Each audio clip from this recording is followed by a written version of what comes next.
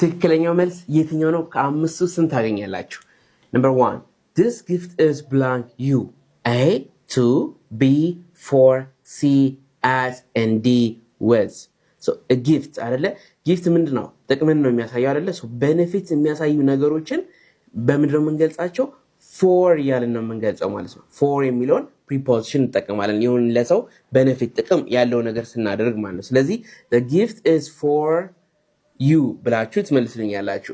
Number 2 I gave the book blank my friend A 2 B 4 C with and D at እኛው ደግሞ ከአንድ ሰው ወደ ሆነ ሰው የሆነ ነገር ሲተላለፍ ምን ብላችሁ ተጠቀማላችሁ? ምን አይነት preposition?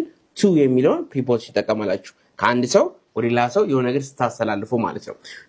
እሺ ስለዚህ መልሳችን A ይሆናል ማለት I gave the book to my friend ትልኛላችሁ። good number 3 I opened the door blank her A 2 B 4 C at and D with ለሷ ከፈትኩላት ነው አይደለ?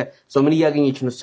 benefit so benefit ካለ ደግሞ ቀድም ብያችኋለሁ good benefit ካለ ደግሞ for የሚለውን እንጠቀማለን I opened the door for her ብለን እንገልጻለን ማለት ነው።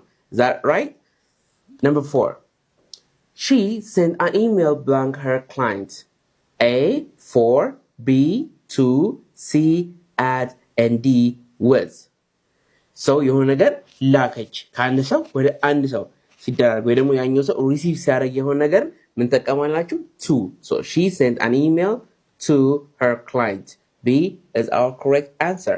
Number 5 it was very kind blank you to help me A 4 B 2 C of and D with እዚህ ጋር ደግሞ የሆነን ሰው ባህሪ like ካራክተርን እየገለጽን ያለ ነው ማለት ነው። የሰውን ካራክተር ለመግለጽ ስትፈልጉ ደግሞ የምትጠቀሙት የፕሪፖዚሽን አይነት of የሚለው ነው። ስለዚህ it's a very kind of you it was very kind of you ብለን እንገልጻለን ማለት ነው። ስለዚህ መልሳችን ምን ይሆናል ማለት ነው? C is our correct answer. The last one ለእናንተ ነው ደግሞ ይሄ ጥያቄ it's unusual blank him to be late A 4 B 2 C at and D with which one is the correct answer for this question? all right comment section ላይ እንድጽፉልኝ እፈልጋለሁ። እንግሊዘኛን በአካልም በኦንላይን መማር ከፈለጋችሁ ባች ላይ ባለው ቁጥሮች ወይም ደግሞ ቀጥታ ቲክቶክ ላይ ሜሴጅ ብጽፉልኝ እመልስላችኋለሁ ማለት ነው። ስፔሻሊ ደግሞ እንግሊዘኛ ማውራት የምትፈልጉ ከሆነ የተዘጋጀ የ3 ወር ስፒኪንግ ኮርስ ስላለ እሱን ጆይን ማድረግ ትችላላችሁ። thank you for watching